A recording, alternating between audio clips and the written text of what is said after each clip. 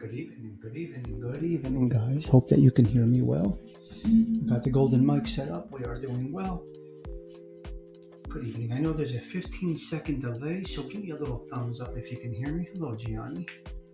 Hello, Manny. Nice to see you this evening. Thank you for stopping by. As always, your presence is a present. We got 7 people rolling in. This is a very nice start. We're going to see what this show goes, how it goes. Going to talk a little bit about informants, rats, and the like. So enjoy American Made. I'm going to put this song on real quick until everybody gets into the room. Let's go with this right here. Give me a second, guys. Give me 1 minute. We are working.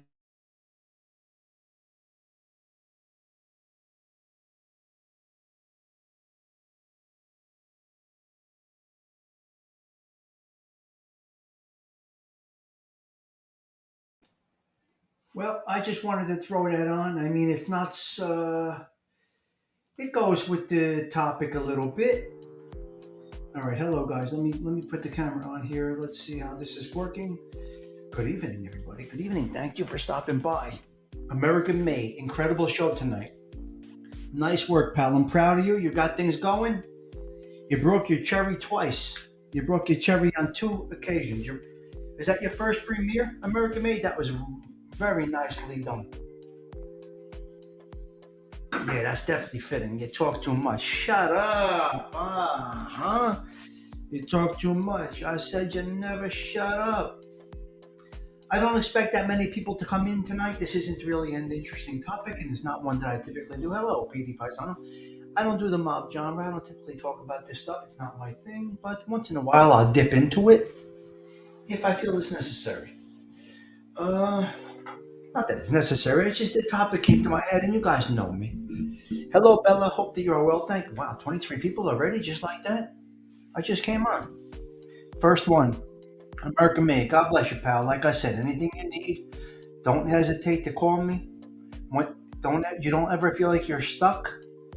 I walked Anthony LaVista through his whole program last night on the Wine Guild. We got it done. So, as with all of you guys, anybody ever needs anything, just don't hesitate to reach out to me. I'm here to help. We build each other up. We don't knock each other down. There's no jealousy. There's no animosity. There's no trash talk. There's no disrespect. There's nothing. I'm here to help you. This is your show. This is not my show. Gerard, nice to see you. Thank you for stopping in. Many. Mike F., I got your email. I will look at it in a little while. I was busy working today. I had a busy day. I was busy all day yesterday. I've been crazy busy all over the place. I had Luca, had a lot of stuff going on with the puppy. You know, the kids went back to college today. The puppy's home. It's just, Adam Cravoisier, thank you for stopping in. So it's a matter of opinion. Wondering what you guys think about this. There's different terminology that's kicked around, and some of it isn't right, some of it is right, some of it's wrong. It's hard to say. Informants. What's an informant? An informant is someone that wears a wire, right? They inform. Dry snitches. An informant. That's what an informant is. Someone that gives information. Greg Scarpa was an informant for I don't know how many years. I think Whitey Bulger was an informant for I don't know how many years. Those are informants. They give information. They're dry snitches. They're dry rats. That's an informant. Then you go to the other level of a cooperator or a rat. They turn bad once they're pinched. Which is more shocking? I don't know. Which is more shocking? Okay. If you were an informant on me or a rat on me when we got pinched, which would make me feel worse? Neither of them would make me feel good. What would I rather it be? I think I would rather be ratted on than informed on my every step, every move I make. It's hard to say. It's hard to say. Which one is worse? They're both horrible. They both sell their soul to the devil. They're both loaded with dishonor. But what's worse? I don't know. What's worse? I think the informer is worse too, man. It's kind of interesting. I know a few guys that are still on the street that have been giving up info to the feds since as far as I can go around. I know. Oh God. So informant, if I was informed on, so let me think about this. All right, an informant is with me daily, recording me. Oh, American made. We're on the same wavelength, cuz it's how we do things. We got this. We got this. We'll be doing more future shows together, American made. What's your thought about this? Informant or rat? Would I rather be ratted on or informant is so intimate? I don't think he means it typically. I don't think he means it literally, Johnny. No. An informant is a guy on the street that gives information. Gregory Scarpa was an informant for 20 years. He worked both angles. He was killing people. He was an informant. So an informant wears a wire, typically wears a wire, or is a dry snitch that says, okay, such and such is meeting such and such at such and such a place at such and such a time. Dime droppers. Dime droppers, yeah. It's disgusting. Disgusting.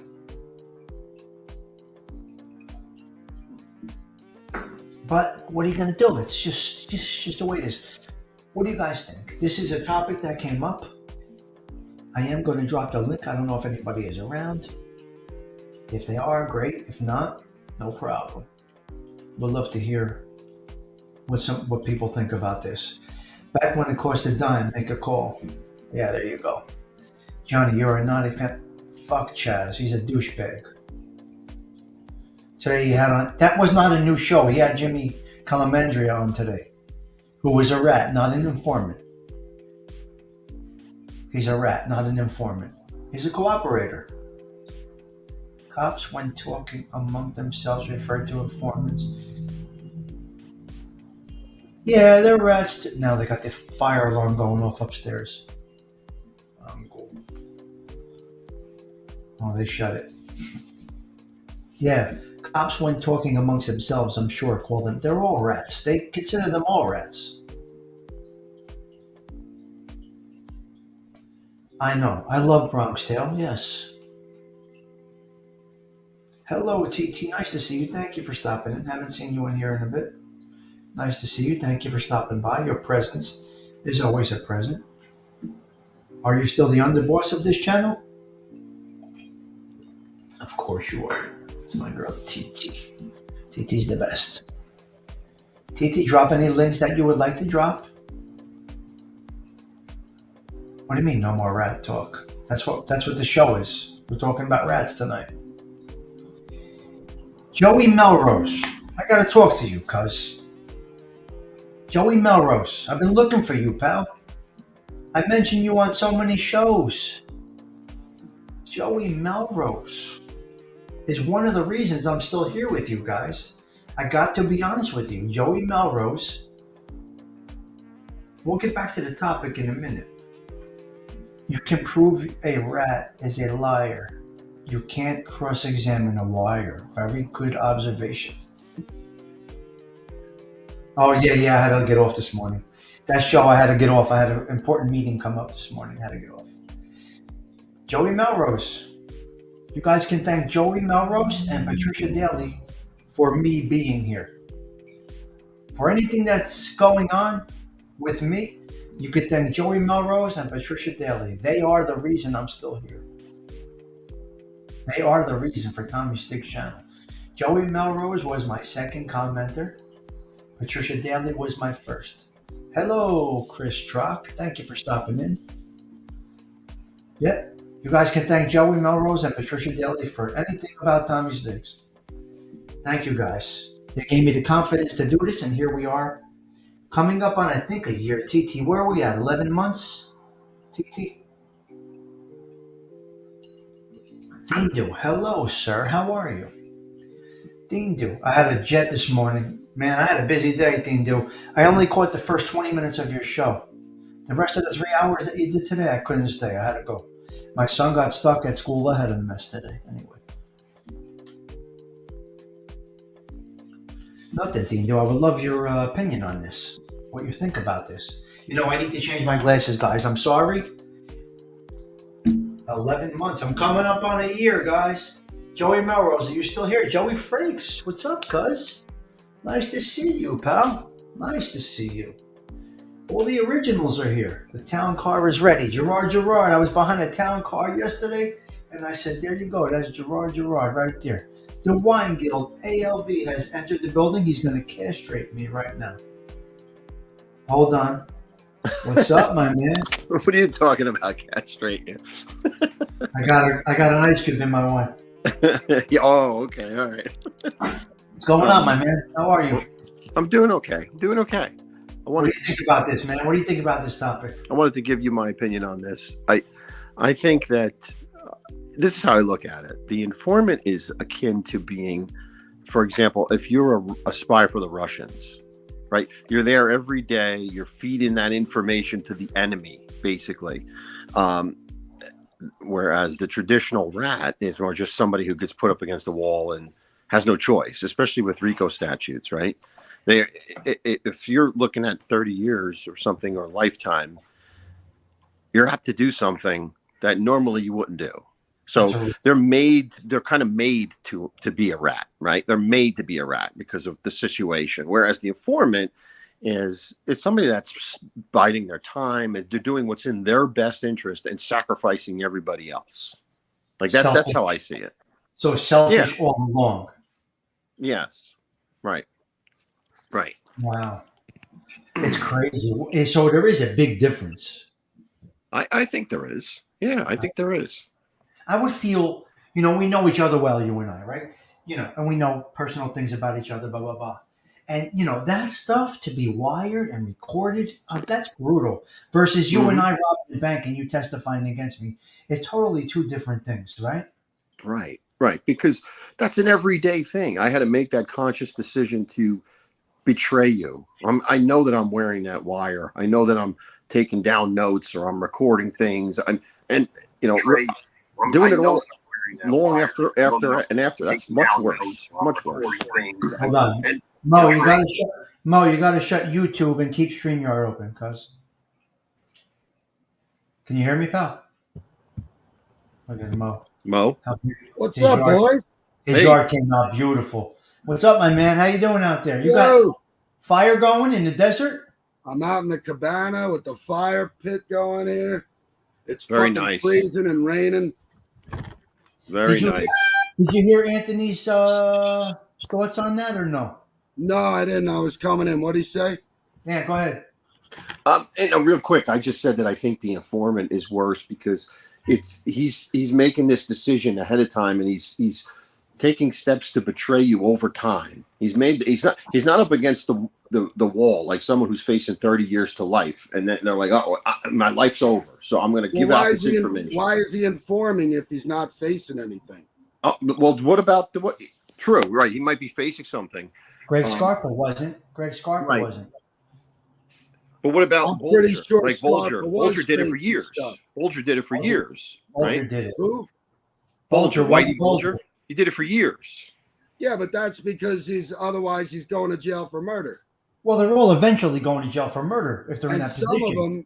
Some of them, what happened was they played the agents so well, they were able to just keep operating and offering up information. Scarpa's one, Bulger's another one, right? So you think they're the same? You think they're exactly the same? No. Whether they're informant or what? My big difference between the two is more the guy who talks about the stuff that he was involved in and the people that he was involved in, because he, once you decide to inform, you can't just go halfway. You have to tell everything you were involved in. That's one thing, right? Okay, I admit I did this, I did that, I did this. Unfortunately, Tommy Stiggs was with me, ALV was with me. I don't know. Now, do I like that? Of course not, right? However, isn't that different from a guy who now is informing on a bunch of other people that he's got nothing to do with, and he's just telling stories about everybody, guys that he's not even working with, wearing a wire, going here, asking stories. Oh, whatever happened to that guy with the whatever that he wasn't even involved in, dragging shit in. Go backwards to the informant that wears a wire. That's a little different than just somebody that cooperates. And that's the same thing I'm talking about. The guy with the wire stuck it in all kinds of bullshit, not just the stuff he did, right? Like if let's say we get caught doing something, right? Yeah. We get caught doing something, right, and we're going to get in trouble. And I decide I don't want to go away. I'm going to admit it. But while I admit it, I also have to admit you two did it too. Yes. That's one thing, and that sucks. That's a rat. But right that's a low level compared to the guy who he's getting himself out of trouble for shit he did and then dragging everybody else in too. Yeah. I don't know, dude. Yeah. That's crazy shit. They're both horrible. It's just a little more. Of course. It's a little more calculating when you are an informant throughout the years. Look, if the three of us are doing things, we know intimate shit about each other. We know each other for 50 years. So that would be a little more personal, a little different. Not better, much different. Because, you're playing a role. I'm godfather to your daughter. Right, you're lying to your friends every day. You got a wire on, and that's a much more conniving. You have to really be looking your friends in the eye constantly, and that's a really fucked up thing. Oh, boy, I can't imagine that. That's fucked up. That's bad. Yeah, that's why I think it's kind of like being like a spy for the enemy, right? You're there. Oh, it's what how can you live with yourself? Great analogy. How can you live with yourself doing that? That's over a great and over? Analogy. It would tear you. It would tear us up because we're those type of people. But right, even being a rat alone and just knowingly giving information about somebody would tear me up to begin with. And they say, "Oh, we're facing life. You're facing life," but you know what you were getting into when you were getting into it. The life is. Well, that's why I think you and I see things slightly differently in one way. I don't think either one of us care for people who are rat on their friends. But I think that in the life, not just the omerta part, I think all along the line, so many guys are rat fucking each other in one way or another that the squealing part is only one part of all the rat fucking going on. You know what I mean? Yeah. And so one thing I definitely have learned through all this mob tube and stuff, there's so much horseshit going on that the squealing part is not even the worst part all the time, And so, of course, people are going to be ratting. And the one thing that you find is the common denominator. Every guy that ratted, except for maybe Mikey Scars, who just says, fuck it, I didn't want to go to jail. Every one of them has a story of how all of the other guys broke other promises and rules too. But then expect me to stand to that one rule. How come that one rule? And that's where you're going to really see a huge kind of a binding thing to all of those stories. All of them feel like they were rat fucked in another way and then said, well, why should I go to jail? Why should I follow the rules of this thing that I held sacred that none of you are holding? And I'm the only one going to jail, right? So a lot of times they're looking at, and I've heard this said before, and it's hard to argue with, one-way loyalty is called stupidity, right? Yeah. If you're the only one loyal to something that isn't loyal to you and you go down for it, I don't know that that's noble. That might be stupid. But let me, Mo, let's just say these guys, not us, we're working men right here. They get into this life and they know the betrayal is there for 100 years. You know that you could be the one betrayed. You take an oath that you may have to clip your brother. So you're marrying yourself to a society that you know that may Yeah, turn we're on you. talking. Now That's a little different, you got though. to be That's a able to little take that different. medicine. You got to be able to Knowing take that that. if you break a rule, you might get whacked. That's a lot different from a bunch of guys breaking any rule that they decide they want to break, but then when everybody gets caught, you're not allowed to break the rule to get you out of it. They're allowed to break the rule to put you in it and fuck you.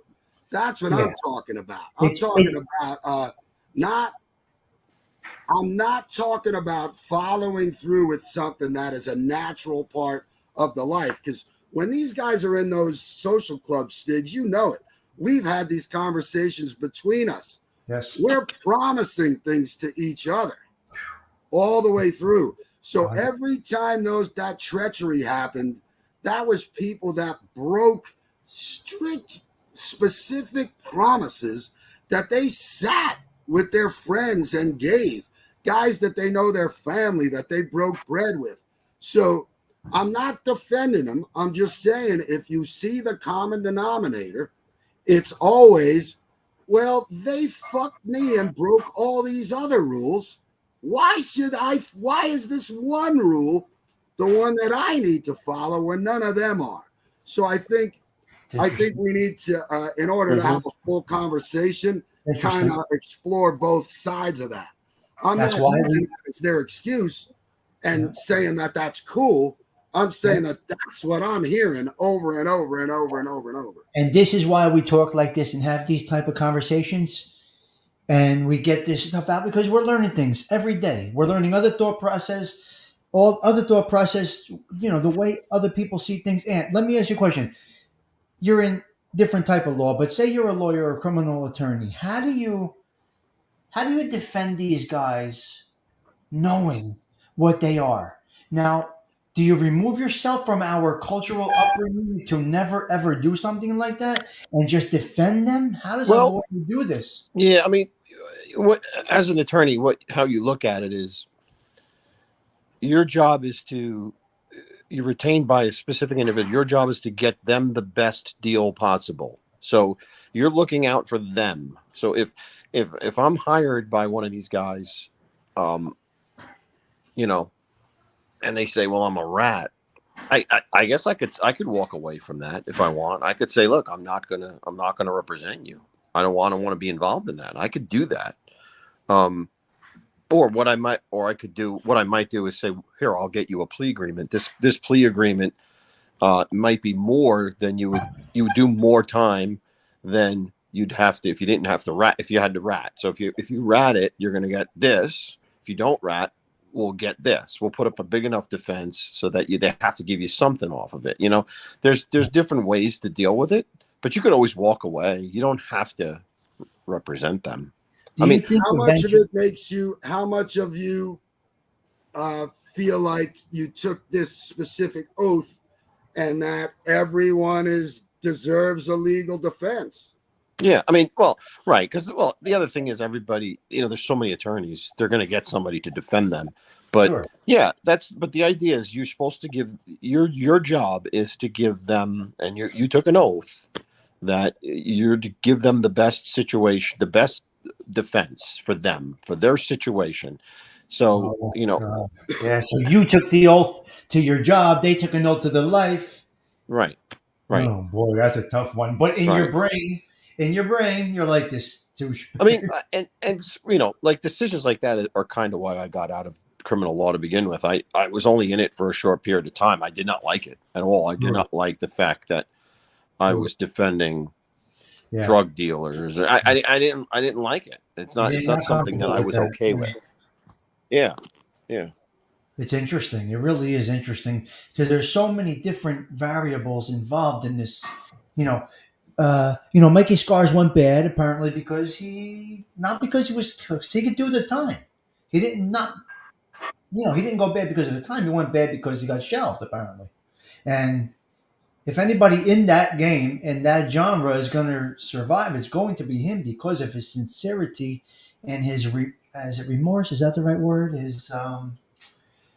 He knows he did wrong. That's why his platform is no excuses. I don't think he was worried about doing time because I think he could have done the time. He Yeah, but it got was the reason. It was the reason he was going to do the time. That's what I was saying before. It's not the time. It's the reason. It's that principle that he felt he got fucked over by his brothers, and now fuck you. That's really right. I'm going to give a shout out to Frank Fiordolino. He's the Bonanno guy who informed. Unbeknownst to me, I wound up on Tom's show with him, and I was a little surprised at first, but he was really good about answering my questions. And I flat out said, look, we learned back in the schoolyard not to open our mouths, right? And what would you say to, like, my family who did their 8 years, did their 5 years, did their 3 years, did their whatever each time and didn't say anything? And you know what, man? He was just so honest, contrite, apologetic, and you could see the shame in his face. And he was not proud of it. And you could see that very much like Mikey Scars, he's owning it. You know, he's owning it. Okay. Well, those are the ones. Call me a rat. You're going to call me a rat. What am I going to do? I did it. Those are the ones that get more not respect, get more of a nod than the one that defends themselves as blaming everybody else. Sammy's blaming John Gotti. This one's just blaming that one. No, Christopher, I see Chris Toro here. I agree, Chris. The wire part hurts me. That's really rough for me. Oh, yeah. That's an informant and a rat. I didn't know he wore a wire. He wore a wire. That's really rough for me. But I will tell you the one thing about Mikey Scars. He's the one guy who reminds me the most of my uncle. Who does? Scars? Mikey. Oh, yeah. Well, the way he talks about things. He's that guy. The expression on his face. He's that guy. Ant, did you ever see him, Scars, or no?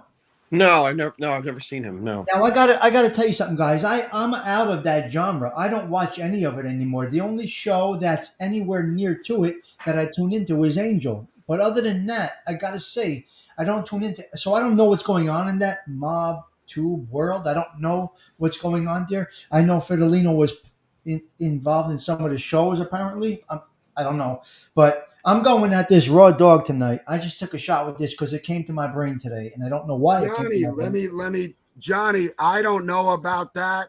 We don't really watch those like crazy mob tube shows where people are yelling at each other and shit. So I don't know anything about that. I don't either. I backed out of all of that stuff, as I'm sure the three of us have. Yeah, me too. Yeah. Gerard, Frank Fiordolino. He was one of the Giannini crew with the Bonannos.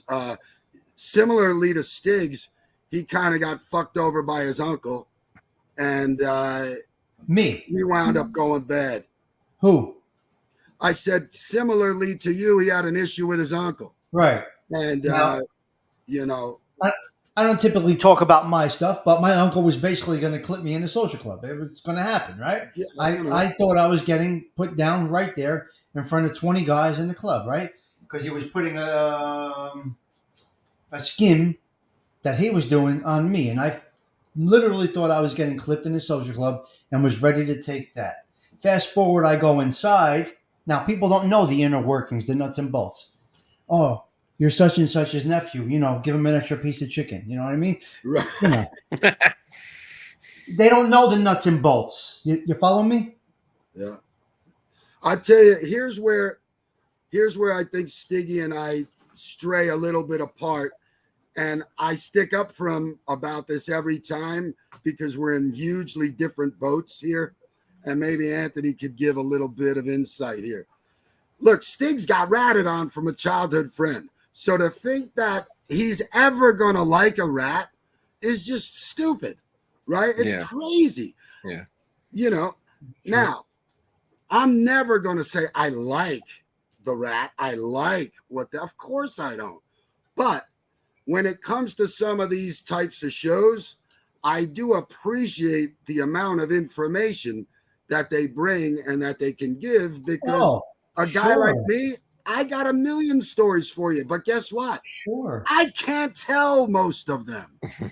Right? I know. And I only do bits and pieces. Like Irish Mob just said, very interesting, Thomas Diggs. Never knew that part of your story. It's because Irish Mob, I really don't talk about it. If somebody's gonna have me sit down with me and discuss it, I'll open up about it. I don't tip I'm not in the genre. I know a lot about it. I can offer a lot of information, just like these guys can. We grew up in this environment, you know, but Yeah, I don't I typically agree talk with much Mo. about it, Irish. I agree with Mo completely on this. You know, there's a lot of good information. It's entertaining. I mean, why Yes, would you not listen to them? These people are absolutely. willing to talk and give you an insight into a world that I never knew.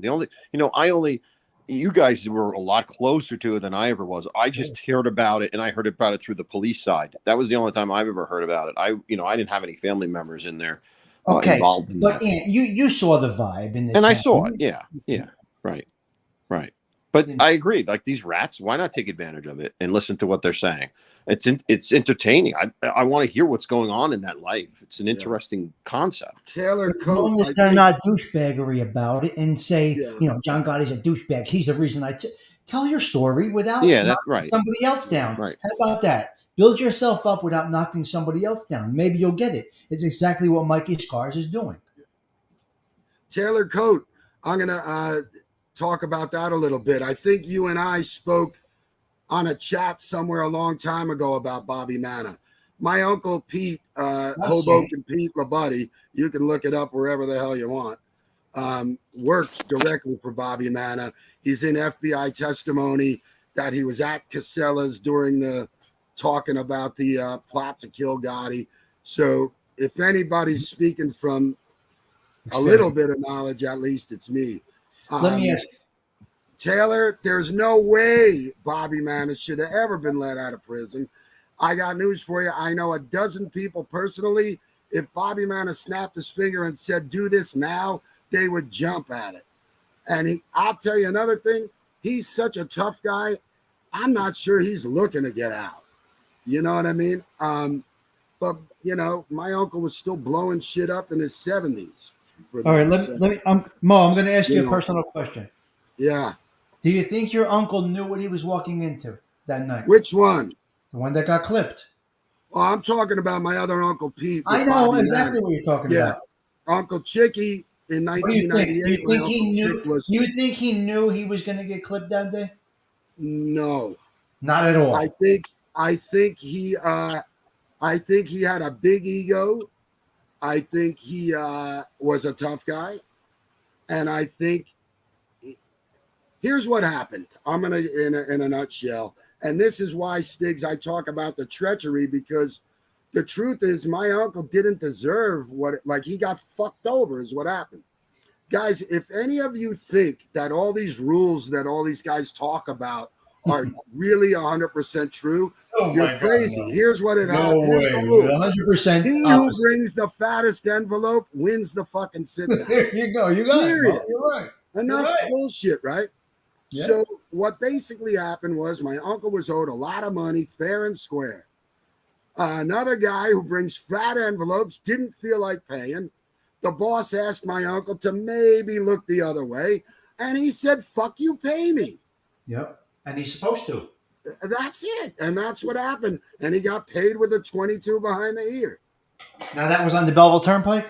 That was past the Belleville Turnpike, almost when you hit Jersey City, right? Across the little bridge on the left-hand side behind that old, remember where Fox's used to be, and that club Fox's, and that I wasn't an Exxon station or something. But that's Jersey City, no? By 1 and 9? Yeah. So he was Hudson County. So there was trucking places over there, and there was a payphone that he used to always go and collect money and stuff like that. So, when he took the one behind the ears, somebody who I knew, look, we know who shot him. We know who shot him. But that's not the issue. That's almost like, remember the game Clue, Mr. Colonel Mustard in the conservatory with the broomstick. Right. Like, does it matter if you got killed with the broomstick or the fucking candlestick or got hung with a the guy was a tool. Dead. The guy that did it was a tool. The guy that did the clipping was a tool. But it was he the was wrench. just a tool. Yeah. Yep. And so that's that deal. Uncle Pete, he was still blowing shit up in his 70s. He was about 4'11", and he used to call me by my father's name, and I was afraid to ever correct him, So even at my wedding, I remember my graduation party, he goes, Dennis, with, the fucking cigar is the size of him. He was just like Pee-wee, Stiggs. He was a lot like Pee-wee. So he goes, Dennis, you're not going to get any tattoos, right? And I said, no, Uncle Pete. Meanwhile, I had it already, And he goes, good. He goes, it costs a lot of money to get those taken off. And, and it hurts. And I said, yeah, Uncle Pete. He goes, but you're not going to have to worry about that. And I said, oh, yeah? Why not? He goes, because I'm going to stick my fingernails under your tattoo and I'm going to tear it off for free. There you go. I said, okay. And then at my wedding, again, Dennis, come here, and you got to bend down. Yeah, Uncle Pete, you better be there for your family. I was a bum. Don't be a bum like me. I was never around. Good. And, that's good. And so, but when I was around, he was already old, and he was already like the old little man, always with his wife. And, and now he's in documentaries, him and my aunt in Casellas with, on American Rackets. Like, what are you going to do? In an HBO show, but Paulie says nobody in this life should be married. Nobody in this life should have a family. Yeah, I agree. I mean, it's true. And then my other funny connection that you guys will get a kick out of, you could Google it. Google Robert LaBuddy Trump tearballs. So my cousin Bobby LaBuddy was with the Gambinos. Yeah. He was really close with Trump. He was the one who, when Trump was running for office, watch out, they're going to shut us down now. Watch. Be careful they don't shut us down. That was in all the newspapers. Watch they don't shut us down with that name. So he was trying to bang my cousin Edith while he was married to Ivana. So he threw her a 35th birthday party at the Trump Plaza, bought her a Mercedes. Guys, all this is in the paper, so you can tell you're going to get us shut down right now. You could go fuck yourself. It's in every newspaper. You're going to get us shut down right now, Mo.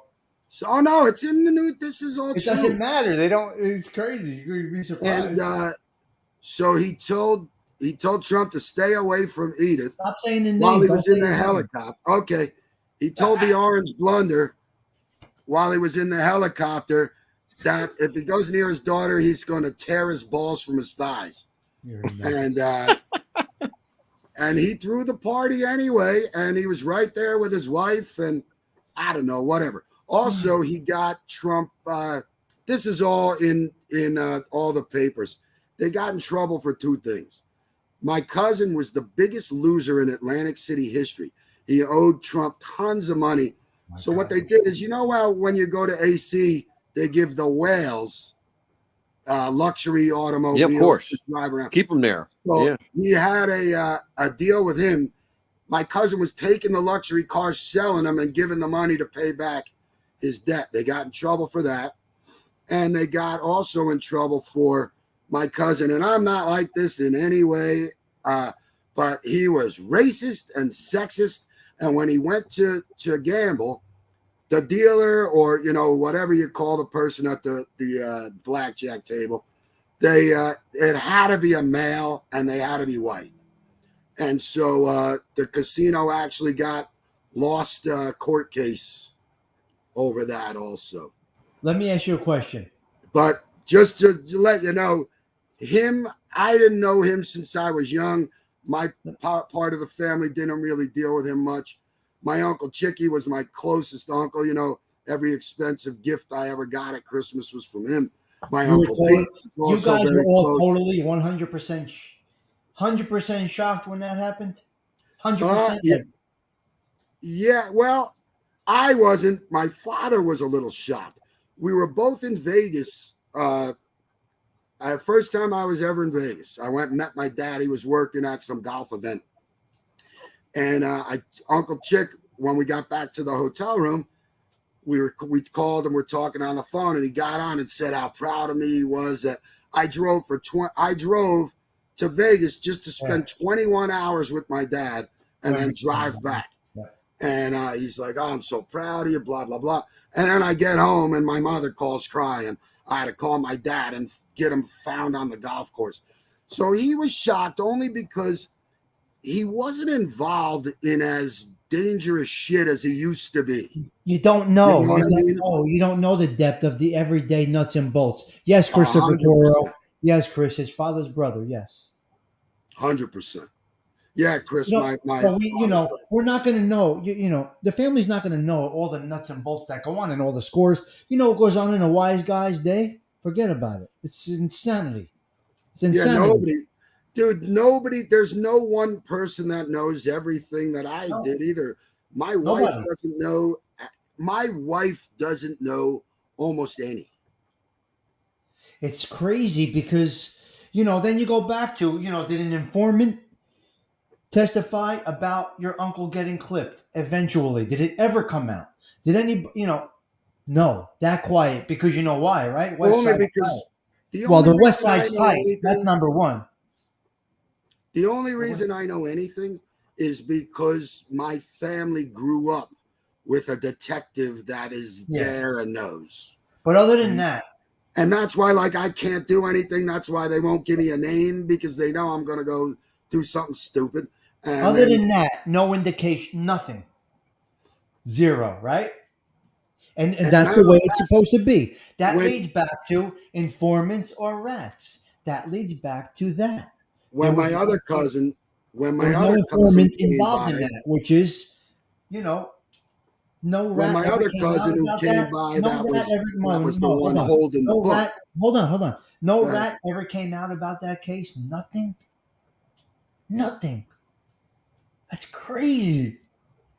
Can you imagine? No. That's how tight they were back then. That's 98. 98. I was, I just 25 actually came years. Out. That was 98. Yeah, that was 98. Wow. Fuck. That's crazy. Yeah, it is. It is crazy. It is crazy. So you see, Anthony has a different perspective. You have a different perspective. Everybody has their own way of viewing these things. But we're all going to agree that the cooperator that wears a wire along the way is much more a personal betrayal than somebody ratting when they get pinched, right? All of us agree. It's fucking conniving and scummy. It's just sneaky shit. It's you're looking in these people's faces every day. You're at their christenings, you're at their weddings, you know them on a personal level, and you're recording that shit. You're getting them to talk about situations that you have nothing to do with personally, just to better your situation. That's bad. It's bad. It's horrible. Horrible. So it's the worst. It's the worst of the worst being an informant, right? There's something about the guy who accepts responsibility for what he did that makes that a little bit easier to take, right? Yeah, all right, there were other people involved, but we know that, if I get caught and you get caught, what am I supposed to do? But a guy that never would have got caught except you're around fucking around and with a wire? It's crazy. Wow, that's rough, dude. It's crazy. And I'll tell you, the other side of this is the law enforcement people that are involved in that are also, they're nowhere near as bad because they're doing their job, but they're unethical. The things they do, we hear stories of the unethical way they put people into corners and make them do things that they don't want to do. And to me, that was another thing that always bothered, because I was going to be a prosecutor. And the thing that always bothered me about that was a prosecutor is not supposed to go in to win the numbers. They're not there to win their percentage. And so many of them do this. They brag about, oh, I'm 20-1 or whatever. That's not what a prosecutor is supposed to do. The oath they take is to uphold justice, which means if they see a situation where, say, there's an indictment of someone who they know is innocent, they're supposed to do everything in their power to let them go. They don't do that. And to me, that was abhorrent to me. That is abhorrent. If you know someone is innocent and you go ahead with the prosecution, you are a despicable human being. Totally, this is despicable. common. The ends justify the means, right? Wait, Anthony, that's common practice typically? Listen, I'm not saying it's common practice. I know. But I've seen it. I've seen it happen. Yeah, Gianni, nobody's talking about forgiving. Forgiving is not on the table. That's not. We're just kind of talking here. Forgiveness is not on the table for me. I would never do business again. There's no forgiveness. There's no forgiveness. But can I enjoy some of the stories? And yes. Here's what the rats do for me. Tell me, Stiggs, if you're here. For me, what they've really done was fill in some gaps of some little things that I might not have known. I agree with you. But do I like to see a smirk on Sammy's face when he talks about Capert killing the guy in the Bronx, putting 2 in his head with a smirk on his face? I was there when Bobby Capert pulled the trigger. And, he says it with such, oh my God, like a pompous way or a, what's the word? In a way, it's just not in a way that he's just delivering the story. Yeah. They're doing it in a way that there's a little bit of smugness and pride. That one bothers me a little bit. He gave the whole story about how Bobby went to the Bronx and he did this, and and the story, the way he gave it is just, it's not just delivering a story as Mikey Scars would tell it. Boy, that Bobby Capert was something else, boy. Oof. Well, he was something else, He I was something else. Did Sammy have to come here and testify against him? I guess he had to. I don't know.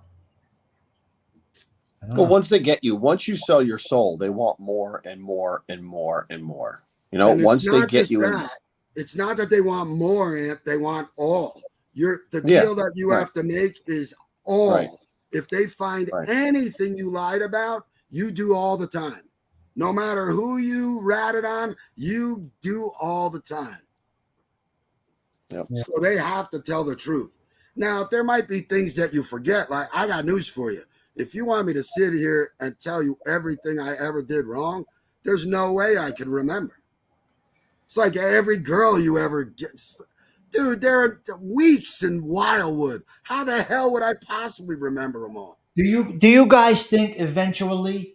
Well, I think the heyday is gone, and any big names coming forward, that's all over with. Because I don't think there's much. The Italians are done. But do you think the government will give as much leniency as they have given to, say, Sammy the Bull or Jimmy Calamandria or this one, that one, the other one, who are involved in actual murders? The breaks that take 5 years for 9. Do you think that stuff will happen again? Being that they repeat when they come out. With who? With Italians? You think they'll still give these types of deals? With who? Anybody?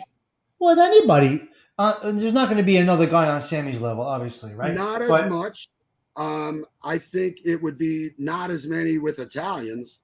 It's going to shift to other. I think the answer is it depends. It depends. Yeah, and the other thing is this.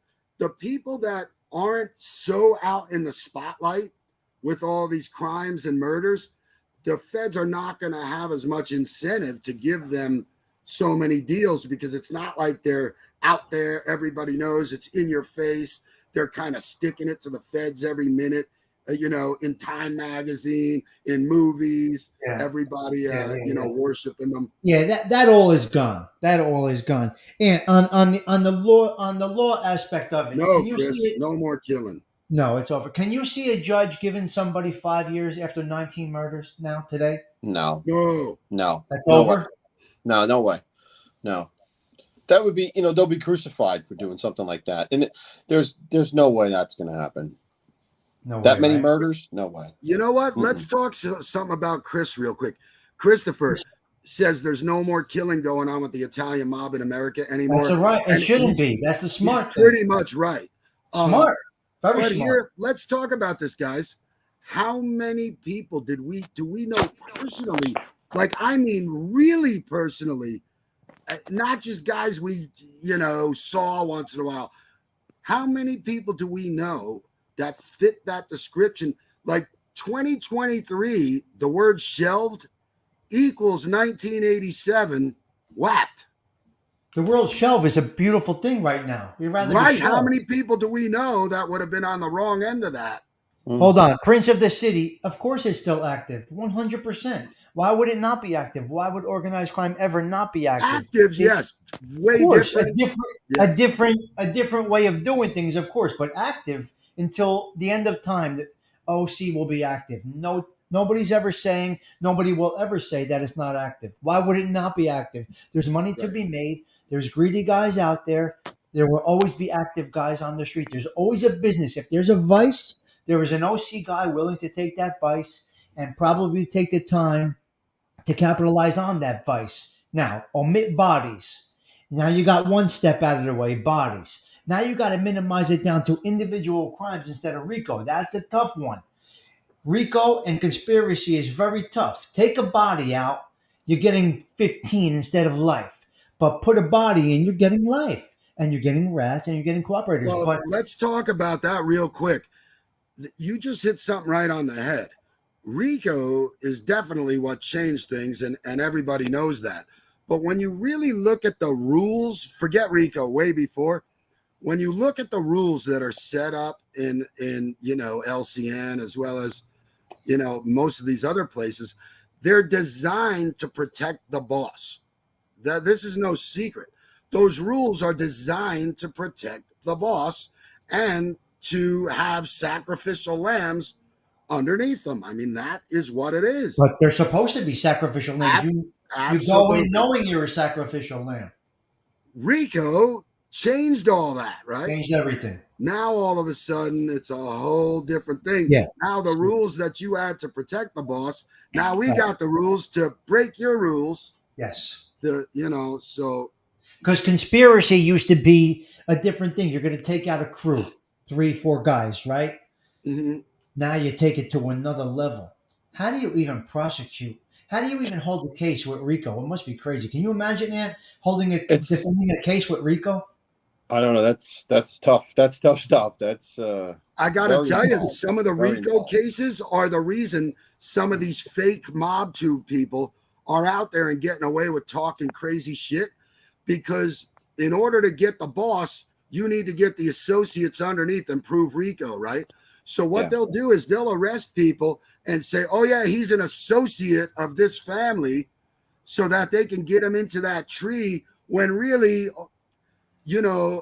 he might have had associations with that family, but he was not a family associate.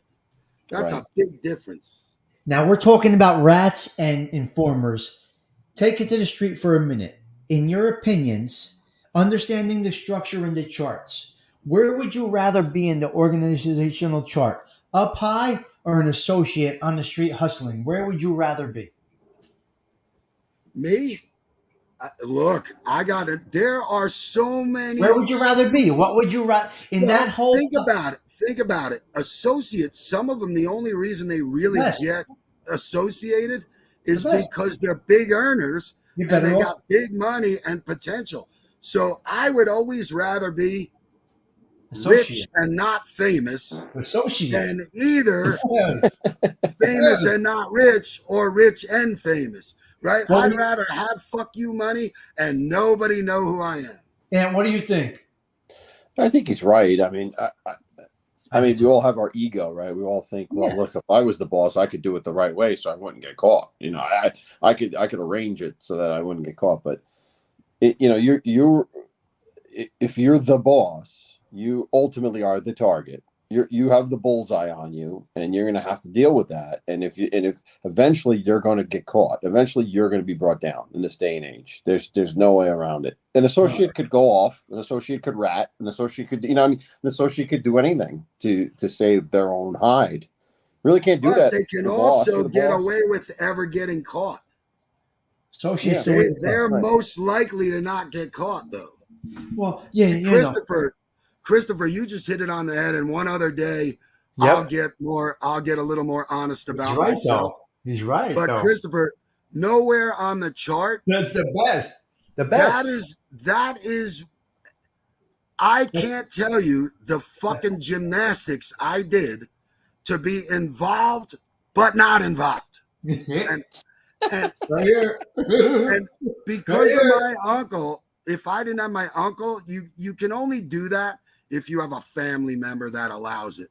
You know, because then everyone knows you're with him, but you don't really have to say you're with them. Everyone knows it. I could use his name even when he didn't know about it and get away with it and never have to 100% commit. And so nowhere on the chart was my answer too, but somewhere on that page of the chart where maybe nobody can get you. You don't want to be on a chart. That's And correct. I don't That's want to be correct. anywhere near any of it anymore. American made. Once you show up on the chart, your days are numbered. That's Yeah. it, American made. Of course. Right. Why do you want to be there? Do you guys remember that old Sopranos episode where Christopher was pissed off that they didn't mention him in the big Yes. paper? Yeah. I'm like, what the fuck? My whole purpose in life was to not get caught. We actually know somebody I like don't that. want I'll tell you nobody guys to know. offline. We actually know somebody that said that actually to me, and I'll tell you that offline. But And then there was the scene where he finally gets in the paper and he goes and he buys all the papers. yeah, He's he actually buys them mentioned all. the papers. What a jerk off! Oh my! Yeah. Oh my God! That's another thing, Chip. To be able Yeah. to get away with so many things without kicking up. I got So away with much. fucking murder. So well, much. not murder. Let me take Not that murder, back. but Don't you take got that so much literally. more flexibility Right. when you're an associate. Oh than you my do. God, dude. I got away with so much. Everybody. So people think that getting made is, you know, the made guys are really not the nuts and bolts of the organization. It's typically the associate. They would never be, there's a zillion more others. They're the small, they're only this much of it. The rest of it is, you know. And guys, keep in mind, associates, especially relatives, what makes them so important is these guys need people that don't have criminal pasts and records to help them get into legitimate businesses. Or how about this? You can't even get yourself into a nice condo down in Florida if you have a bad name. You need to be recommended and people sign off on you or have people buy it for you and you just stay there, right? And Gianni, yes, you're kind of on record with somebody, but you could do so many different things because you're not obligated to a certain amount every week. You're not obligated. Yeah, Johnny. There's a lot of less obligation. Yes, Johnny, of course you are spoken for by somebody, but you're not as obligated as a made guy, right? And if I'm with my uncle, right, who never told anybody on any record that I'm with him, who's going to bother me? Exactly. They think I'm kicking up to him. So if he's not taking my money, right, I'm good.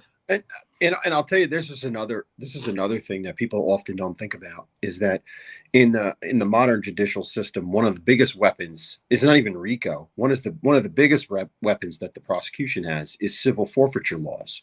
They use them all the time to get people a rat because they'll take everything a person owns, everything. The connection between the criminal activity and the property is so minuscule it still qualifies under civil forfeiture. So they can take your house, your wife will be out on the street, your kids won't have their college funds, they'll take all that money from you. So you're gonna sign on the dotted line to prevent that from happening. I'm gonna give you up in 2 seconds. My kids got to go to college. Screw that. I'm gonna. And then how many of them? The only reason they took those risks was for all that shit. Yeah, right. And now you're gonna take it? Fuck that. Yeah. They took all my stuff. I was building a house. I had cars. They took it all. They took my house. I was building up there by you, Aunt. They took everything, and I was not even a minuscule avenue, you know, it wasn't Adam, even. that never happens. Adam, that never happens. Never. So Minimum, Adam, minimum. They're supposed to. It's spoken about. It's you're basically on your own most of the time. There's guys that do. Oh, that Even to the take care of even the yourself. bosses, even the bosses. Look at Matty Madonna. Some of these bosses, they go away for a while. Pretty soon, you just get pushed the fuck out. Mm. You know, Yeah. look, here's who's taking care of your family. If it was me and Stiggs and I'm still in the money and he's away, I'm taking care of his family, his buddy, not the boss who's supposed to. Right. And that's only out of the goodness of my heart. Exactly. Exactly. And in today's greedy world, it's not happening. Yeah. Who's got enough money anymore? It's crazy, Right. isn't it? Right. Right. Wow. All right. It's good. You guys had a good. Yeah, good Adam, conversation. you that's a great point, and that was something that we brought up earlier. Yeah. The romantic part of these movies and the stuff we see, if it was really all true, you wouldn't be seeing all these rats and all the informants. All of that honor and loyalty, it's bullshit 90% of the time. One day I'll get into the nuts and bolts of it from the moment you wake up to the moment you go to sleep, and I'll do it one day with a group on here. Not today, obviously, but what you see, even what you see in the movies like Goodfellas, where guys get clipped, there's so much missing that leads up to that. That's all lost. So movies have a way of making it sexy, making it desirable, making it enjoyable. They're giving you a glimpse. Goodfellas was as accurate as you're going to get. The familial aspect, of course, is The Godfather, but the nuts and bolts is probably Goodfellas, but a lot is missing. What leads up to a daily to the end of a daily situation in the knockaround guy's life. It's all not there. It almost has to be Stiggs, right? Because sitting around the fucking social club trying to figure out ways to make money so you can kick up and make your nut is not the most fun story. It's not really romantic, is it? No. What the fuck are we gonna do? Who are we gonna rob today? There's nothing romantic about it. You are 100% correct. No. You know, That all wasn't for that me. loyalty and honor stuff. It all comes from originally when it was true, and I'm talking not even in the United States. I'm talking Right. back in the old country when the mob was not a criminal organization, when it was a defensive organization against government, against French oppression in Italy, where the French had control, and then these organizations popped up to defend people. That's where it came from. That's its origin. And over the years, it changed and it morphed into criminal activity. But they kept those things. Why did they keep those things? Because they're attractive, right? They're attractive. Honor,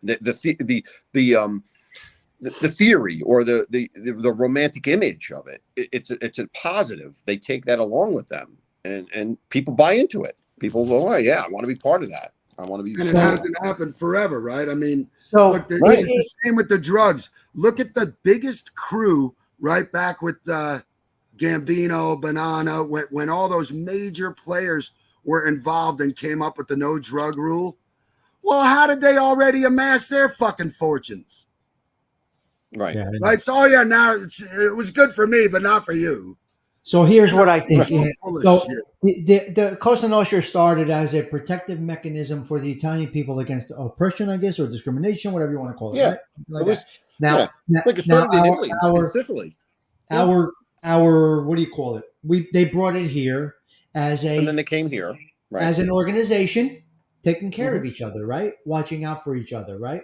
Every oppressed group that was brought over here and wasn't given proper education and proper jobs the right way stole it. First, it was the Irish, right? And then when they started getting real jobs and, now they're all cops and whatever else they are, and they're getting legitimate jobs and they're blending into society. Now they're moving out of crime. The Italians moving in. They look a little bit more different. Not getting jobs. They're going to rape our women and steal our jobs. It's the same old bullshit, guys. And the Jews in between, right? How many guys do we know, including my step-grandfather, Benny the Jew, who were all connected? And all of their nicknames was the Jew. So at that time, it was to take care of each other, help each other, and make it in this country together as a unit, I'm assuming. So we helped each other along the way. Now, fast forward 125 years. We still do it. And we got a guy. Steve, we got a guy for that. We got somebody for that. We still do Absolutely. this in a certain aspect of it. We do it in legitimate life every single day. We use that part of our culture as we got a guy, we got a Yeah. friend. Right. We Or do it how all about, day. We do it every day. or how Yeah. about Yeah. how many we live our lives We so all similarly to like the rules of a sit down, exactly. right? Like if we were, and we didn't even know about that growing up, right? But It in just no way would us. you and your good buddy be calling each other a liar, arguing in public in front of other people, raising your voice, doing certain things we just don't do. Like Stiggs and I dealt with an issue not too long ago. And guess where we didn't deal with it? On YouTube. On Yeah, YouTube. It wasn't between us. Yeah, yeah. We were helping each other.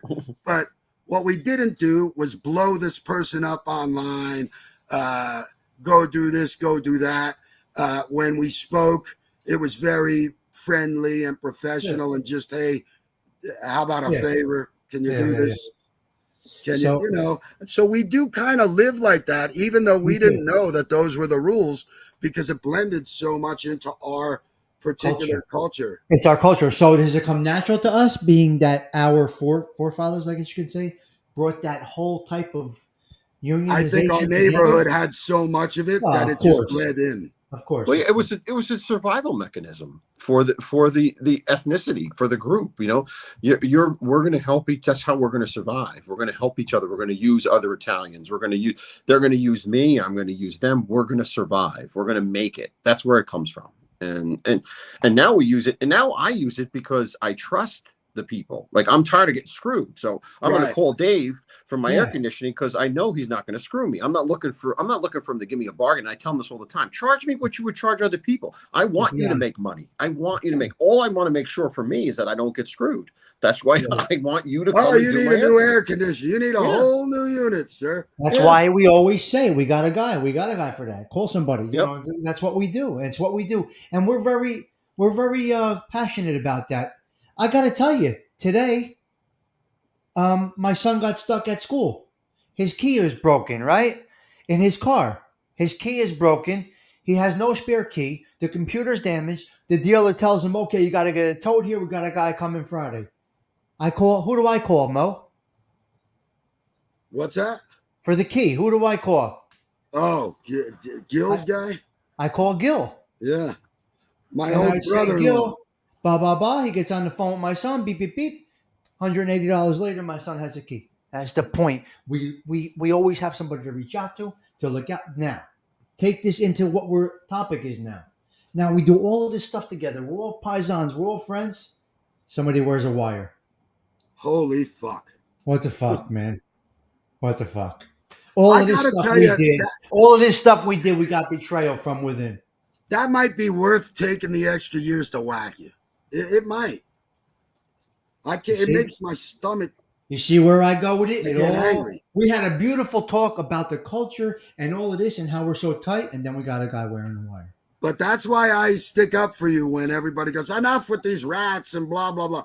I'm like, yeah, but you weren't. Look, the guy who actually was the fucking recipient of it, to ever expect him to say anything else but fuck these rats, you're crazy. I know. I just respect, not that I respect it, I respect it more when they own up to it. That's all. I'll leave it at that. You know, plus, you know, Tommy, your situation, your personal situation also, where, you know, shit was lied, people were lying about you and all that stuff too. So I mean, it was more than just ratting on, you know, on you, on something he was involved in. There were lies involved. I mean, like, that's was bad, very, very bad. It's not only a rat, but then there's lies. Yeah. What do you call that? Embellish? Is that what's the word? Right. Not embellish. What's when you play up more than what Exaggeration. Embellish is the right word. Yeah. I will tell you this. That's the one thing that I would say when you're watching the guys who informed or ratted or cooperated, whatever word you want to use. Every one of them will embellish their role. Yes. You know, that's the one thing about Goodfellas, even that was a little bit off. Like Henry Hill made himself out to be a little bigger than he was. Yeah. Jimmy makes him out a little bigger than he was. The one guy that Hold on. does not make himself any bigger than he was probably Mikey Scars. Gianni, He was who he was. Hold on a minute. Gianni follows all of this stuff. He's like a microscope on this stuff, right? Gianni's good with this stuff. Gianni, what do you think about guys that actually went bad and had YouTube channels, but just told their stories in a gentlemanly way? Would you be more in tune and less critical if they did it that way, Gianni? That's a good question for Gianni because he follows a lot of this stuff. If they just came clean and just told their stories without knocking others, would you respect them? Was that the word? Johnny said before, he said, you give him a little bit of credit for coming clean, but I'm still not forgiving him. No forgiveness ever. And that's a good way. No forgiveness ever. I'm talking about tuning in and listening and watching. Yeah, hey, why shouldn't we get some value out of it after they fucking around? He says he'd be much less critical of them. He would just watch, probably, I'm assuming, instead of saying this douchebag. Did he really have to talk about such and such in a nasty way? Like in one show, Sammy talks about John Gotti's wife and that she was a nut. Like, what the fuck do you have to go that far for? Why do you do that? Why can't you just tell your stories? That's embellishing, right? That's what it is. It's embellishing, and it's just making yourself. Maybe he's telling the truth. Who knows? But why does it matter? Okay, but that makes you look ugly, and he is ugly anyway. But it makes you just look like a douchebag, a real douchebag, times 10. You know what I mean? Well, he's got an audience. He needs to entertain that audience. Now he's beyond ratting. Right now he's beyond ratting. Now he's making money. Now he's using this to make money. He needs to get people to pay for the stories. Yeah. Now. Yeah. Yes. It's all going to run out. All right, gentlemen, I got to take off. I hate seeing you, Mo. Thanks for stopping in, Mo. I got family in town from back east, and they want to go eat. Yep. All right, peace out, everybody. Thanks for stopping in, Mo. He has good stuff to add. He's been through a lot. He definitely does. Yeah, I mean, he has a lot of personal experiences. A lot of personal experiences. I mean, his uncle. His uncle got clipped and had no idea that it was going to happen. He spoke to him an hour before. He's still on. Look, he doesn't know how to log off. Look, he's pulling a Ralph move right now. He's a Ralph. He's a Ralph too. Ralph the second. Look, I got him back on the stream having his party back there. Joey Melrose. Okay, so that was basically it. We had a good chat about this. I mean, it was good. I like to get different perspectives, different understandings. Like I said, I don't typically talk about this stuff. Once in a while, I'll bring it up. And it worked really well with American Made's show today. We went right into it. I don't know if you saw his. You'll enjoy that if you go back. No, I was going to catch that later. I really didn't get a chance to watch much today. I'll catch that later. We planned it at the same time, and I called him or texted him, and I said, I'll move mine because just whatever you need to do. Yeah. This is his first rodeo. I said, go with it. I'll move mine. I don't care. You know what I mean? I don't care. Right, sure. And I just said, okay, I'll move mine. I said, how long is your premiere? He said 10 minutes. I said, okay, I'll move mine 15.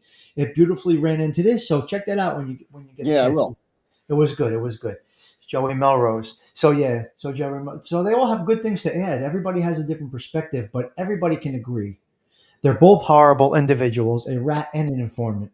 But the personal level of a snitch over years is much more personal than getting ratted on when you get pinched.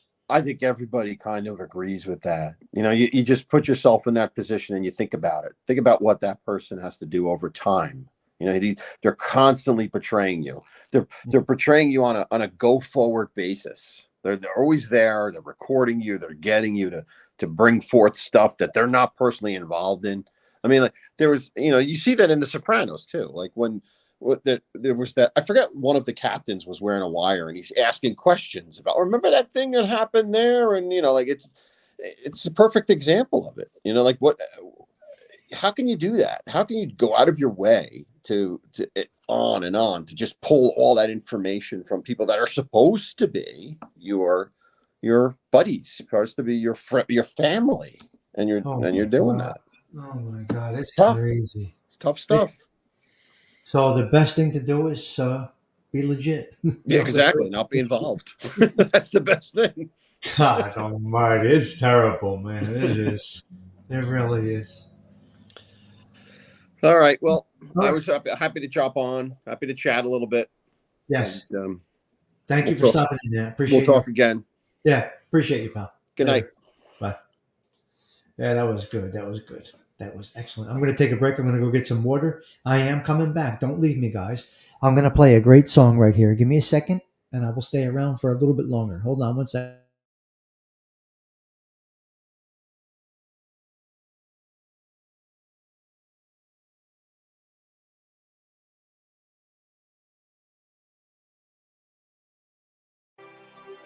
Cara mia, why must we say goodbye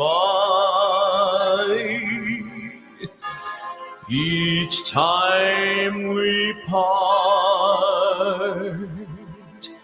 My heart wants to die. Darling, hear my prayer. Gotta be fair. I'll be your love till the end of time.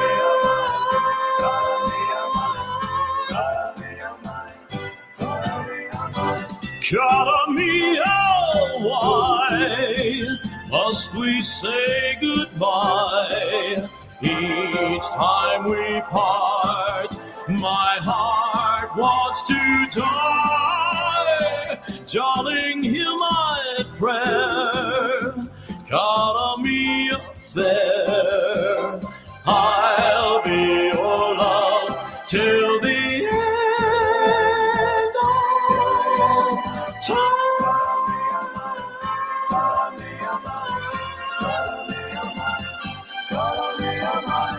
La, la, la, la.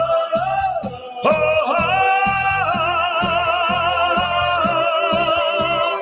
Each time we part, my heart wants to die.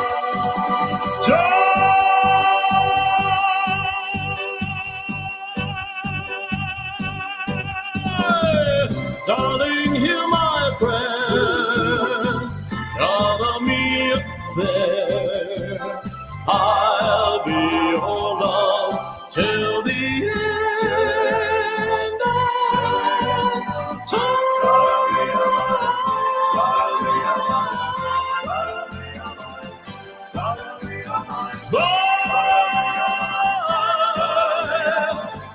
Call me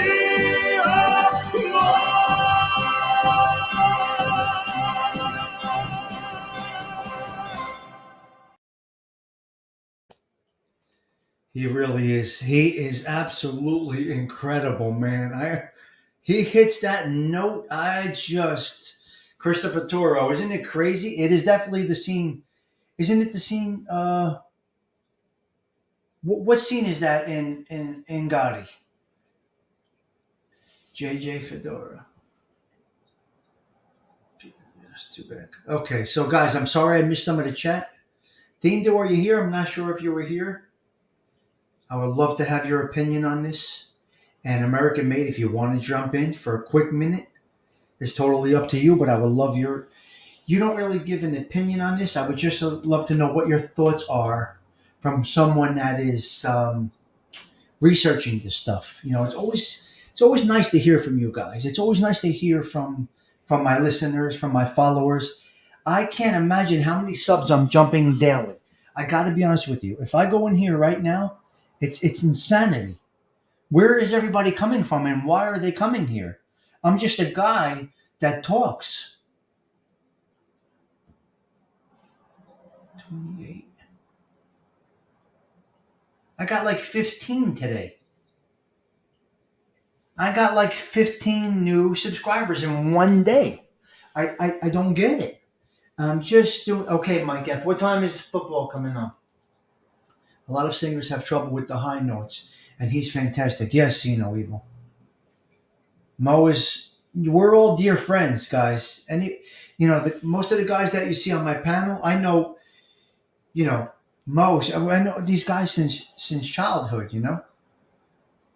since childhood. I mean, I graduated with Anthony Lewis. He had the best hair in Belleville High School.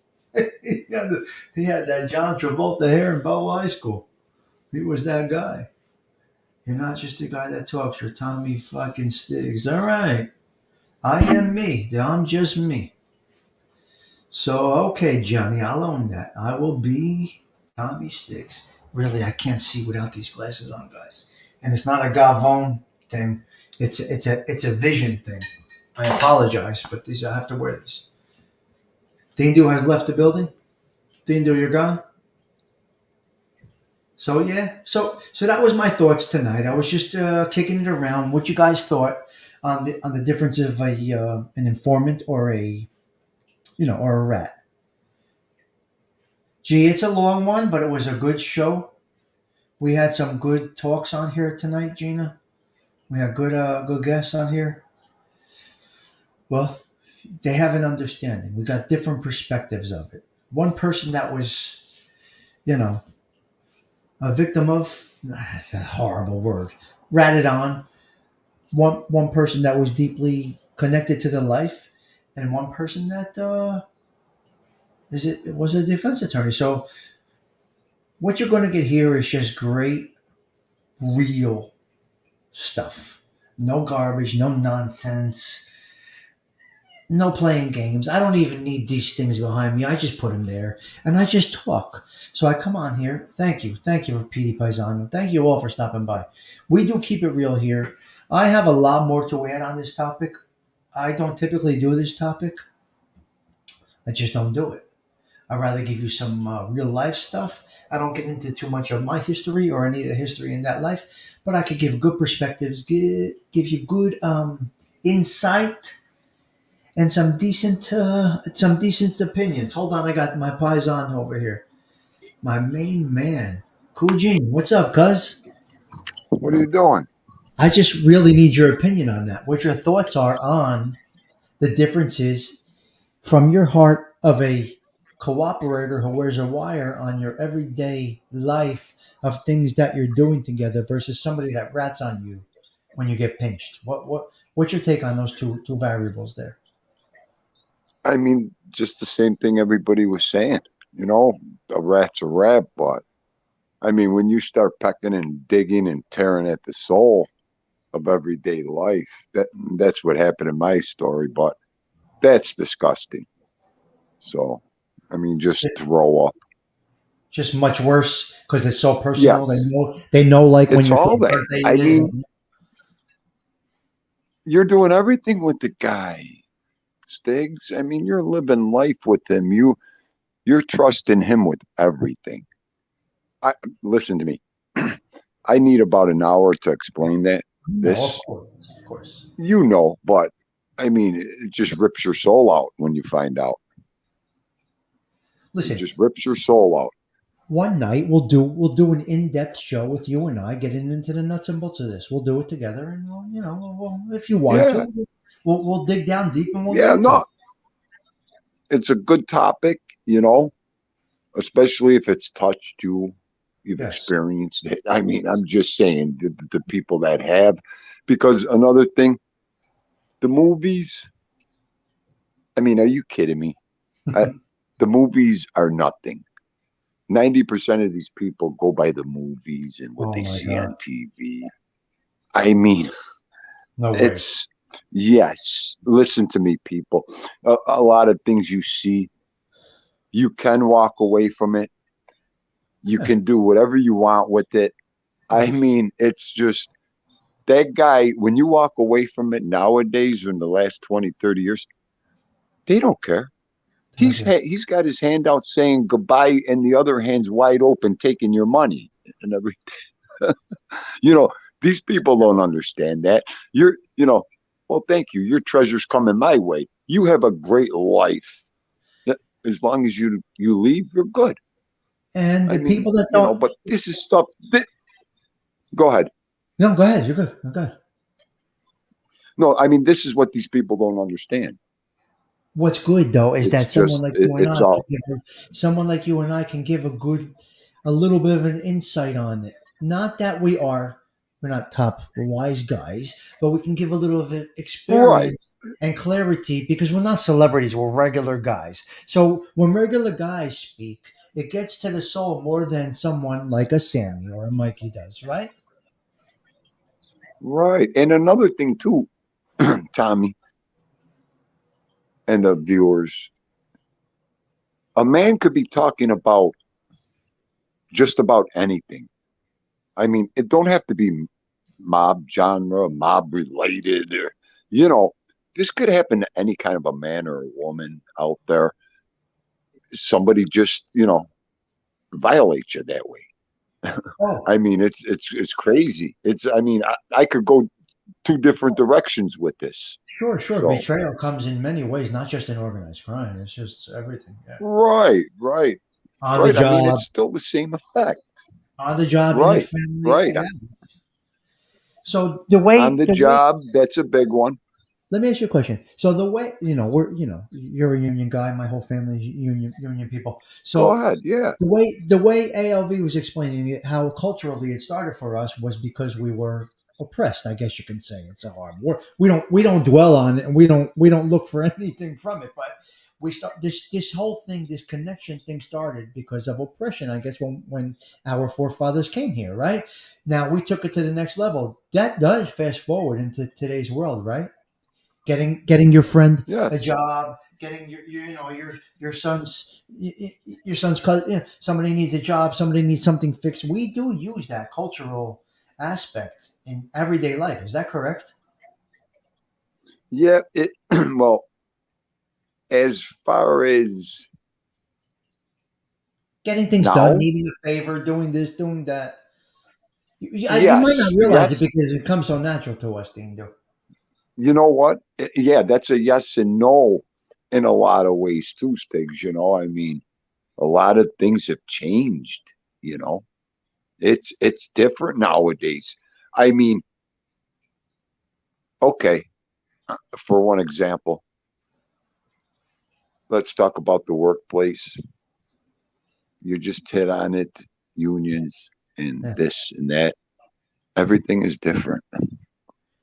I mean, from the world and the stairs and steps that we came up to go there and get there, and Yeah. are you kidding me? It's a different world, Stiggs. I know. My brother says he's I done feel it. like I feel like Yob with Martian. The Martian antennas coming out of my head when I walk around. It's like, where am I? Or no, it is totally different them ways and aspects of everything. So, and that's a big part of our culture too. I mean, you We have know, we do have a tough the culture. old ways of thinking. Yeah, I mean, it's the old ways of thinking too. I mean, you know, like I was saying with work and everything, Yeah. ain't no one looking after Dean do like the way we were looking after the old timers.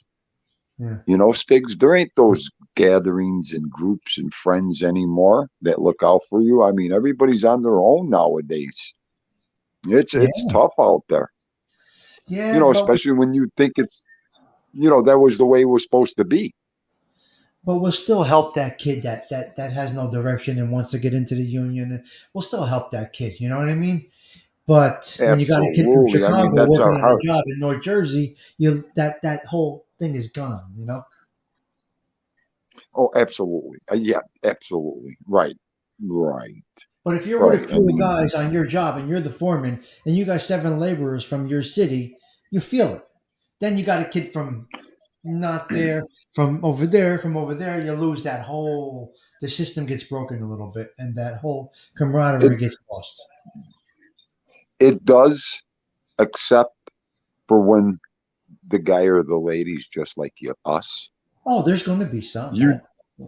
you're gonna get him.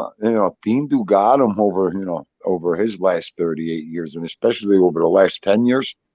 I mean, there's some guys that were priceless that came in from Chicago, from New York, from Minnesota. I mean, they were speaking my kind of language, walking my kind of I walk. get it. You know, Yeah. they were older men. Yeah. Some were younger that were grandfathered in, as we say, their fathers did it. Their Yeah. grandfathers did it. It's a That matter of kind of choice. grandfathered in. Yeah, it's a Right, matter of right. course. You know, when we say grandfathered in, we mean as far as family, you know, Yeah. from our grandfather to our father. That's Oh, grandfathered in, not, you know, oh, this generations. Yeah. way and this. You know what I mean. You know Generations what hand I to mean. down. Yeah. So yeah, Right, right, I'm right. curious of your perspective on the informant versus the actual rat. They're both rats, but I was curious as to what your Right. opinion would have been if your Kujin wears a wire on you versus you get pinched and he just decides to be a rat. It's much Yeah, more totally. personal when they're an informant. Oh yeah, when they're wearing that wire and they're doing this and they're watching and they're ooh, ee, ooh, ee. Yeah, that's crazy. I That's can't imagine. crazy. I can't imagine. I mean, what kind of person, what kind of time at the end of the day, what are you really thinking about? Like My you're father at your used to daughter's say that. christening. Like they're at your daughter's christening. They're at the first birthday party, and they're wired. How? Oh my god! I mean, how do they have a stomach after that? Let alone a heart, you know, but how do you have a stomach? I mean, I think about it and I throw up. Can you imagine? Oh my god! No, I mean, No, okay. you can't, and that's I why you are who wait, you wait, are. wait, wait, wait, wait. No, wait. Dean do tonight, going to bed, thinking about going in with a wire on tomorrow. I'd rather go walk in front of the semi out in front of my house right now. It's Are you kidding over. me? It's over. I mean, and that's for anything. Even if they said, well, guess what? You got to go sit 10, 20. All right, let's go. I mean, let's go. I mean, what are you going to do? What are you going to do at this I'll tell point? you a quick I might story. not. I might not with Stiggs. We might not even live till tomorrow, let alone 10, 20 right now. So, well, go ahead. Yeah. Real quick, so a guy from our neighborhood, he went bad and he wore a wire. His son got. I hope his daughter's not watching Mhm. right now. I hope she's not watching. But I his know son, that's the bad part about everything. they know the story. I'm not going to mention Oh, names, but they'll know who I mean, and some may actually know. But a friend of mine's father was involved forever, and his son got involved in the mix. And uh after huh. all these years, 40 years of being a Cosa Nostra guy, a made guy, he wore a wire. He wore a wire. And it was to get his son out of it. His son got out of it. He went and clipped the guy that brought the charges up. And then 2 days later, he offed himself in a hotel right by Newark Airport. He couldn't do it. Wow. He couldn't go through with it. He wore a wire. The tapes were all there. The damage was done. Uh-uh. The day he was coming off, they were pulling him off the street. He offed himself. Couldn't do it. Wow. He wore the wire because his son was jammed up, and then offed himself. That's us. And he was a heavyweight, seriously Right. heavyweight. I'll tell you But what. I mean, it's just, at the well, end of I'm the just saying because what you said about laying down tonight, thinking about that. How does yeah, that's what I mean. At the end of the day, sometimes it hits a guy like that, and you know, you might as well just off yourself after the. I don't want yeah, to say the words or anything, but you yeah. might as well just go. I don't know. I don't know. And he went out that It's way. crazy, And the phone rang and they right? said such and such. And I said, what? I said, well, that's all right. It's all right that he's, is that crazy? You know what I mean? You know Oh, what? Right. I mean, oh, in one instant, you're like, the cheerleader jumping in the air, and then the other moment, you're like, what am I doing? What? Oh, what? Okay. so the You know, tapes were there, unfortunately, but the witness wasn't. I don't know how all the cases turned out, but, the right, witness was not there, but the tapes were there. You know. right, right. And I mean, I hit on this a little bit yesterday on my show. You know, there's no excuses for it, and I don't care what you come up with. No. So the Whatever the point is, reasons are for these, he couldn't whatever the bear it. reasons are, He couldn't huh? bear it, just like you or I couldn't. He couldn't bear it. Right, right. I And mean, that's it's that's how we ended it. So this was a pretty good show. We had a good dialogue tonight. I mean, we had a good chat going back and forth. I didn't anticipate it to go this well, I didn't even know if I would get anybody in here on a topic like this because I don't typically talk about a topic like this. But it came to my brain, I Well, right. posted it, and I went with it. And, it went well. We had a good time. Well, tonight. yeah, because I mean, I caught the topic. I'm like, you know what? And I've been busy doing this and that. I was listening. Yep. And then, I heard you make the call. I said, let me get on and, Yep. talk to my boy for a second. Yep. My man, I'm happy you came on. I love when people add, their I don't want to sound like I know everything or my opinion is the only. I like feedback from our people. You know what I mean? Feedback. The feedback is the word you use. Yes, I love feedback too. Whether it's positive or negative, I want to hear feedback. Yep. Because it's their show. We just push live. Right? That's it. What else do we do? Right. That's it, man.